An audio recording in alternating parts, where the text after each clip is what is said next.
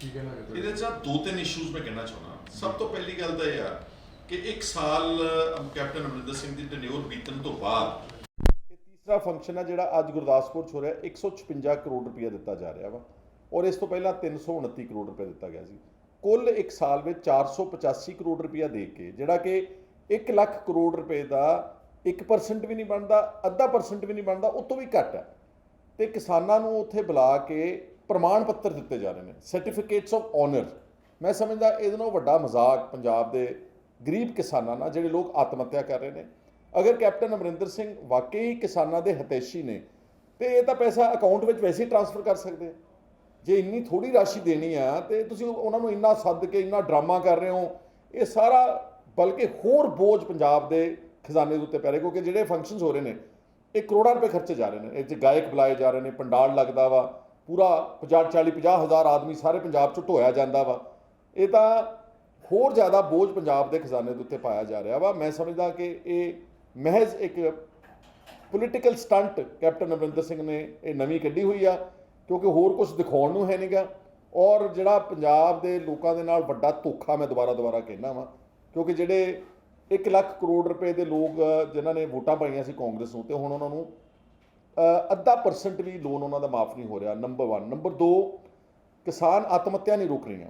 ਕਰਜ਼ਾ ਮਾਫੀ ਦਾ ਫਾਇਦਾ ਤਾਂ ਨਾ ਜੇ ਪੰਜਾਬ ਦੇ ਵਿੱਚ ਕਿਸਾਨ ਆਤਮ ਹੱਤਿਆ ਰੁਕ ਜਾਣਗੇ। ਅੱਜ ਲੇਟੈਸਟ ਮੇਰਾ ਜਿਹੜਾ ਆਮ ਆਦਮੀ ਪਾਰਟੀ ਦੇ ਆਫਿਸ ਰਿਕਾਰਡ ਮੇਨਟੇਨ ਹੈ, ਕੱਲ੍ਹ ਦੀਆਂ ਆਤਮ ਹੱਤਿਆ ਪਾ ਕੇ 390 ਕਿਸਾਨਾਂ ਨੇ ਆਤਮ ਹੱਤਿਆ ਪੰਜਾਬ 'ਚ ਕਰ ਲਈ, ਖੇਤ ਮਜ਼ਦੂਰਾਂ ਨੇ। ਸੋ ਇਹ ਸਾਡਾ ਇਹ ਮੰਨਣਾ ਵਾ ਕਿ ਇਹ ਸਭ ਕੁਝ ਐਵੇਂ ਇੱਕ ਲੋਕਾਂ ਨੂੰ ਦਿਖਾਵਾ ਕੀਤਾ ਜਾ ਰਿਹਾ ਕਿ ਅਸੀਂ ਬਹੁਤ ਵੱਡਾ ਕਿਸਾਨਾਂ ਦਾ ਹਿਤੈਸ਼ੀ ਤੇ ਕਿਸਾਨਾਂ ਦੇ ਅਸੀਂ ਕੰਮ ਕਰ ਰਹੇ ਹਾਂ, ਜਦ ਕਿ ਇਹਦਾ ਜ਼ਮੀਨ ਦੇ ਉੱਤੇ ਕੋਈ ਕਿਸਾਨਾਂ ਦੇ ਤੇ ਖੇਤ ਮਜ਼ਦੂਰਾਂ ਦੀ ਜ਼ਿੰਦਗੀਆਂ ਦੇ ਉੱਤੇ ਕੋਈ ਅਸਰ ਨਹੀਂ ਪੈ ਰਿਹਾ।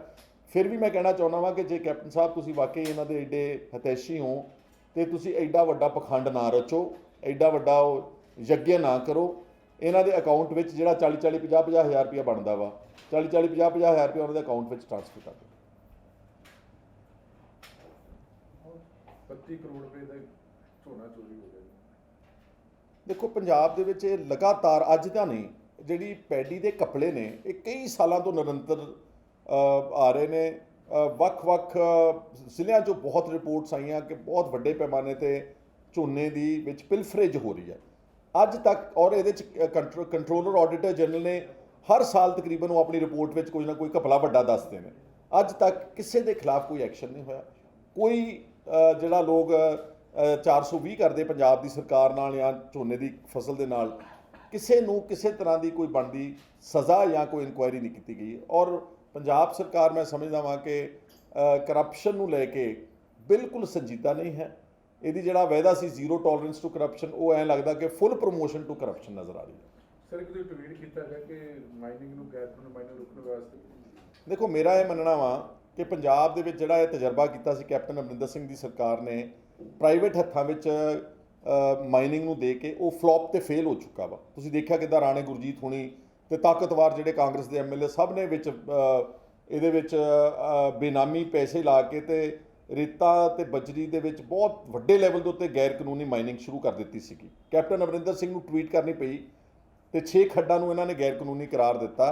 ਅੱਜ ਤੱਕ ਭਾਵਾਂ ਕੋਈ ਉਹਦੇ ਤੇ ਕੋਈ ਐਕਸ਼ਨ ਨਹੀਂ ਲਿਆ, ਇਹਨਾਂ ਨੇ ਦੱਸਿਆ ਨਹੀਂ। ਹਾਲਾਂਕਿ ਇਹਨਾਂ 6 ਖੱਡਾਂ ਦੇ ਵਿੱਚ ਰਾਣੇ ਗੁਰਜੀਤ ਦੀ ਇੱਕ ਹੋਰ ਖੱਡ ਮੰਡਾਲਾ ਪਿੰਡ ਵਿੱਚ ਕੈਪਟਨ ਰੰਧਾਵਾ ਤੇ ਰਾਣਾ ਗੁਰਜੀਤ ਉਸ ਨੂੰ ਬੇਨਾਮੀ ਇੱਕ ਪਠਾਨਕੋਟ ਦੇ ਆਦਮੀ ਨੂੰ ਅੱਗੇ ਕਰਕੇ ਉਸ ਖੱਡ ਵਿੱਚ ਚਲਾ ਰਹੇ ਨੇ, ਲੇਕਿਨ ਅਮਰਿੰਦਰ ਸਿੰਘ ਨੇ ਉਸ ਆਪਣੇ ਹੀ ਟਵੀਟ ਤੇ ਅੱਜ ਤੱਕ ਕੋਈ ਐਕਸ਼ਨ ਨਹੀਂ ਲਿਆ। ਇਸ ਲਈ ਮੈਂ ਸਮਝਦਾ ਵਾਂ ਕਿ ਇਹ ਜਿਹੜਾ ਬਲਾਤਕਾਰ ਹੋ ਰਿਹਾ ਨੈਚੁਰਲ ਰਿਸੋਰਸਿਸ ਨਾਲ, ਕੋਈ ਜੇ ਆਪਾਂ ਇਸ ਨੂੰ ਅੰਦਾਜ਼ਾ ਲਾਵਾਂਗੇ, ਇਹ 10,000 ਕਰੋੜ ਰੁਪਏ ਦੀ ਲੁੱਟ ਹੋਈ ਪਿਛਲੇ ਕੁਝ ਸਾਲਾਂ ਵਿੱਚ ਅਕਾਲੀਆਂ ਦੇ ਰਾਜ ਭਾਗ ਪਾ ਕੇ। ਤੇ ਕਿਉਂ ਨਾ ਇਸ ਨੂੰ ਨੈਸ਼ਨਲਾਈਜ਼ ਕੀਤਾ ਜਾਵੇ। ਪੰਜਾਬ ਸਰਕਾਰ ਇੱਕ ਕਾਰਪੋਰੇਸ਼ਨ ਬਣਾ ਕੇ ਸਾਰੇ ਮਾਈਨਿੰਗ ਵਪਾਰ ਨੂੰ ਆਪਣੇ ਹੱਥਾਂ ਵਿੱਚ ਲਵੇ, ਸਰਕਾਰੀ ਢੰਗ ਦੇ ਨਾਲ ਕਰੇ। ਉਹਦੇ ਨਾਲ ਇਕੋਲੋਜੀ ਬਚੇਗੀ, ਸਾਡੇ ਜੋ ਵਾਤਾਵਰਨ ਹੈ, ਜੋ ਇਹ ਕਈ ਸੈਂਕੜੇ ਫੁੱਟ ਜ਼ਮੀਨ ਨੂੰ ਖੁਦਾਈ ਕਰਕੇ ਤੇ ਮਾਈਨਿੰਗ ਲੈ ਗਏ ਨੇ ਤਾਕਤਵਰ ਪੋਲੀਟੀਕਲ ਬੰਦੇ, ਨਾਲੇ ਤਾਂ ਉਹ ਬੰਦ ਹੋਵੇਗੀ ਤੇ ਨਾਲ ਸਰਕਾਰ ਨੂੰ ਆਮਦਨ ਕਈ ਗੁਣਾ ਵਧੇਗੀ। ਨਾਲ ਸਰਕਾਰ ਨੂੰ ਰੁਜ਼ਗਾਰ ਦੇਣ ਦੇ ਸਾਧਨ ਪੈਦਾ ਹੋਣਗੇ ਉਸੇ ਕਾਰਪੋਰੇਸ਼ਨ ਵਿੱਚੋਂ। ਜਿੰਨਾ ਪੰਜਾਬ ਦੇ ਵਿੱਚ ਨਵਾਂ ਤੁਸੀਂ ਭਰਤੀ ਕਰੋਗੇ ਮਾਈਨਿੰਗ ਡਿਪਾਰਟਮੈਂਟ ਵਿੱਚ, ਉਹਨਾਂ ਨੂੰ ਉਹਦੇ 'ਚੋਂ ਤਨਖਾਹ ਵਗੈਰਾ ਵੀ ਦਿੱਤੀ ਜਾ ਸਕਦੀ ਹੈ। ਨਾਲ ਮੇਰਾ ਇਹ ਵੀ ਸੁਝਾਅ ਕਿ ਪੰਜਾਬ ਗਵਰਨਮੈਂਟ ਨੂੰ ਇੱਕ ਐਪ ਅਪਲੋਡ ਕਰਨੀ ਚਾਹੀਦੀ ਐਪ ਸਟੋਰ ਦੇ ਉੱਤੇ, ਜਿੱਦਾਂ ਇੱਕ ਐਪਲੀਕੇਸ਼ਨ, ਔਰ ਜਿੱਦਾਂ ਸਵੱਛ ਭਾਰਤ ਦੀ ਐਪਲੀਕੇਸ਼ਨ ਹੈ। ਜਿੱਥੇ ਵੀ ਕਿਤੇ ਪੰਜਾਬ ਦੇ ਵਿੱਚ ਕੋਈ ਵੀ ਗੈਰ ਕਾਨੂੰਨੀ ਮਾਈਨਿੰਗ ਕਰੇ, ਹਰ ਨਾਗਰਿਕ ਨੂੰ ਅਧਿਕਾਰ ਚਾਹੀਦਾ ਕਿ ਉਹ ਫੋਟੋ ਖਿੱਚੇ ਔਰ ਉਸ ਐਪ ਦੇ ਵਿੱਚ ਅਪਲੋਡ ਕਰ ਦੇ ਤੇ ਚੰਡੀਗੜ੍ਹ ਵਿੱਚ ਬੈਠੇ ਲੋਕ ਤੁਰੰਤ ਉਹਦੇ ਤੇ ਐਕਸ਼ਨ ਲੈ ਸਕਦੇ ਨੇ। ਹਾਂ, ਗੱਲ ਫਰਕ ਇਹ ਆ ਕਿ ਕੀ ਮਾਈਨਿੰਗ ਮਾਫੀਆ ਦੇ ਖਿਲਾਫ ਐਕਸ਼ਨ ਲੈਣ ਦੀ ਇੱਛਾ ਸ਼ਕਤੀ ਪੰਜਾਬ ਸਰਕਾਰ ਦੇ ਵਿੱਚ ਹੈ, ਕਿਉਂਕਿ ਮੈਨੂੰ ਨਹੀਂ ਨਜ਼ਰ ਆਈ ਪੰਜਾਬ ਦੀ ਜਿਹੜੀ ਵਿਧਾਨ ਸਭਾ ਦਾ ਬਜਟ ਇਜਲਾਸ ਹੋਇਆ, ਸਾਰੇ ਮੁੱਦੇ ਭ੍ਰਿਸ਼ਟਾਚਾਰ ਦੇ, ਗੈਰ ਕਾਨੂੰਨੀ ਮਾਈਨਿੰਗ ਦੇ ਉੱਤੇ, ਲੇਕਿਨ ਕੈਪਟਨ ਅਮਰਿੰਦਰ ਸਿੰਘ ਨੇ ਇੱਕ ਲਫ਼ਜ਼ ਨਹੀਂ ਉਹਦੇ 'ਚ ਕਿਹਾ। ਔਰ ਸਭ ਤੋਂ ਵੱਡਾ ਜਿਹੜਾ ਮਾਈਨਿੰਗ ਦੇ ਨਾਲ ਤੁਲਕ ਰੱਖਣ ਵਾਲੀ ਜਿਹੜਾ ਕਰਪਸ਼ਨ ਮੈਟਰ ਹੋਇਆ ਸੀ ਉਹ ਗੁਰਿੰਦਰ ਠੇਕੇਦਾਰ ਦਾ ਸੀਗਾ। ਕੈਪਟਨ ਅਮਰਿੰਦਰ ਸਿੰਘ ਨੇ ਅੰਦਰ ਇਹ ਬਿਆਨ ਦਿੱਤਾ ਕਿ ਗੁਰਿੰਦਰ ਸਿੰਘ ਠੇਕੇਦਾਰ ਨੇ ਜਿਹੜਾ 5 ਕਰੋੜ ਰੁਪਇਆ ਰਾਣੇ ਗੁਰਜੀਤ ਨੂੰ ਦਿੱਤਾ, ਉਸ ਮਾਈਨਿੰਗ ਦੇ ਵਿੱਚ ਹਿੱਸਾ ਪਾਇਆ ਸੀਗਾ, ਉਹਦੀ ਇਨਕੁਆਇਰੀ ਚੱਲ ਰਹੀ ਆ, ਪਰ ਅੱਜ ਤਾਈਂ ਪਤਾ ਨਹੀਂ ਲੱਗਿਆ। ਸਿਰਫ ਇੱਕ ਐਂਟਰੀ 5 ਕਰੋੜ ਰੁਪਏ ਦੀ ਲੱਭਣ ਵਾਸਤੇ ਕੀ 1 ਸਾਲ ਦਾ ਸਮਾਂ ਲੱਗਦਾ? ਕਿਉਂਕਿ ਪਿਛਲੇ ਮੇਰੇ ਖਿਆਲ ਅਗਸਤ ਦਾ ਗੁਰਿੰਦਰ ਸਿੰਘ ਠੇਕੇਦਾਰ ਦੇ ਖਿਲਾਫ ਕਾਰਵਾਈ ਹੋਈ ਆ। 1 ਸਾਲ ਤੱਕ ਲਗਭਗ ਇੱਕ 5 ਕਰੋੜ ਰੁਪਏ ਦੀ ਐਂਟਰੀ ਪੰਜਾਬ ਸਰਕਾਰ ਦੀ ਮਾਈਨਿੰਗ ਨੂੰ ਲੈ ਕੇ ਨਹੀਂ ਲੱਭ ਸਕੀ। ਤੁਸੀਂ ਅੰਦਾਜ਼ਾ ਲਾ ਸਕਦੇ ਹੋ ਕਿ ਮਾਈਨਿੰਗ ਨੂੰ ਲੈ ਕੇ ਸਰਕਾਰ ਬਿਲਕੁਲ ਸੰਜੀਦਾ ਨਹੀਂ ਹੈ, ਤੇ ਮਾਈਨਿੰਗ ਨੂੰ ਰੋਕਣ ਵਾਸਤੇ ਵੀ ਸੰਜੀਦਾ ਨਹੀਂ, ਤੇ ਨਾ ਹੀ ਭ੍ਰਿਸ਼ਟਾਚਾਰ ਨੂੰ ਰੋਕਣ ਵਾਸਤੇ ਪੰਜਾਬ ਦੀ ਸਰਕਾਰ ਕਿਸੇ ਤਰ੍ਹਾਂ ਦੀ ਸੰਜੀਦਗੀ ਦਿਖਾ ਰਹੀ। ਖਹਿਰਾ ਸਾਹਿਬ, ਇੱਕ ਮੁੱਦਾ ਹੋਇਆ ਪਿਛਲਾ ਇੱਕ ਕਾਰਜਕ੍ਰਮ ਹੋਇਆ ਸੀ, ਉੱਥੇ ਡੇਰਾ ਬਾਬਾ ਨਾਨਕ ਦੇ ਕਿਸਾਨ ਹੈ ਸਾਧੂ ਸਿੰਘ, ਉਹਨਾਂ ਨੂੰ ਸਟੇਜ ਤੇ ਲਾਇਆ ਗਿਆ ਸੀ, ਤੇ ਹੁਣ ਜਿਹੜੀ ਸੂਚਨਾ ਮਿਲ ਪਾ ਰਹੀ ਹੈ ਕਿ ਉਹਨਾਂ ਦਾ ਜਿਹੜਾ ਕਰਜ਼ ਹੈ ਉਹ 4 ਲੱਖ ਦੇ ਆਸ-ਪਾਸ ਹੈ। ਜਿਹੜੀ ਨੋਟੀਫਿਕੇਸ਼ਨ ਹੋਈ ਸੀ ਉਹ 2 ਲੱਖ ਦੀ ਸੀ ਕਿ ਉਸ ਤੋਂ ਜ਼ਿਆਦਾ ਕਿਸੇ ਦਾ ਵੀ ਕਰਜ਼ ਹੋਏਗਾ ਮਾਫ ਨਹੀਂ ਹੋਏਗਾ, ਤੇ ਉਹਨਾਂ ਦਾ ਕਹਿੰਦੇ ਕਿਸਾਨ ਦਾ ਕਰਜ਼ ਵੀ ਜਿਹੜਾ ਹੈ ਉਹ ਮਾਫ ਨਹੀਂ ਹੋ ਰਿਹਾ। ਇਹਦੇ ਨਾਲ ਇੱਕ ਜੁੜਿਆ ਹੋਰ ਸਵਾਲ ਹੈ, ਪਹਿਲਾਂ ਕਿਸਾਨ ਕੁਰਕੀਆਂ ਹੁੰਦੀਆਂ ਸੀਗੀਆਂ, ਉਹ ਰੁਕ ਗਈਆਂ, ਪਰ ਕਿਸਾਨਾਂ ਦੇ ਪਰਚੇ ਦਰਜ ਹੋਣ ਲੱਗ ਗਏ। Very good. ਮੇਰਾ ਇਹ ਕਹਿਣਾ ਵਾ ਕਿ ਇਹ ਜਿਹੜਾ ਜ਼ਿਕਰ ਹੋਇਆ ਬੁੱਧ ਸਿੰਘ ਕਿਸਾਨ ਡੇਰਾ ਬਾਬਾ ਨਾਨਕ ਦਾ, ਉਹ ਕਾਂਗਰਸ ਦਾ ਪੋਸਟਰ ਬॉय ਸੀਗਾ। ਉਸ ਨਾਲ ਤਸਵੀਰਾਂ ਖਿਚਾ ਕੇ ਅਮਰਿੰਦਰ ਸਿੰਘ ਜੀ ਨੇ ਇਹ ਵਾਅਦਾ ਕੀਤਾ ਸੀ ਪੰਜਾਬ ਦੇ ਕਿਸਾਨਾਂ ਨਾਲ ਕਿ ਤੁਹਾਡਾ ਕੁੱਲ ਕਰਜ਼ਾ ਮਾਫ ਕਰਾਂਗੇ, ਵਿੱਚੇ ਹੀ ਆੜਤੀਆਂ ਦਾ, ਵਿੱਚੇ ਬੈਂਕਾਂ ਦਾ। ਲੇਕਿਨ ਅੱਜ ਗੁਰਦਾਸਪੁਰ ਵਿੱਚ ਫੰਕਸ਼ਨ ਹੋਇਆ ਤੇ ਉਸ ਪੋਸਟਰ ਬॉय ਦਾ ਜਿਹਦੀ ਤਸਵੀਰ ਨੂੰ ਵੇਚਿਆ ਗਿਆ ਪੰਜਾਬ ਵਿੱਚ, ਉਸ ਗਰੀਬ ਕਿਸਾਨ ਦਾ ਅੱਜ ਬੁੱਧ ਸਿੰਘ ਦਾ ਕਰਜ਼ਾ ਮਾਫ ਨਹੀਂ ਕੀਤਾ। ਇਹਦੇ ਨਾਲੋਂ ਜ਼ਿਆਦਾ ਸ਼ਰਮਨਾਕ ਗੱਲ ਨਹੀਂ ਹੋ ਸਕਦੀ। ਭਾਵੇਂ ਕਿ ਉਹਦਾ ਕਰਜ਼ਾ 4 ਲੱਖ ਹੈ, ਤੁਸੀਂ ਘੱਟੋ ਘੱਟ 2 ਲੱਖ ਤਾਂ ਮਾਫ ਕਰੋ ਜੋ ਤੁਸੀਂ ਆਪਣੀ ਨੀਤੀ ਅਪਣਾਈ ਹੈ।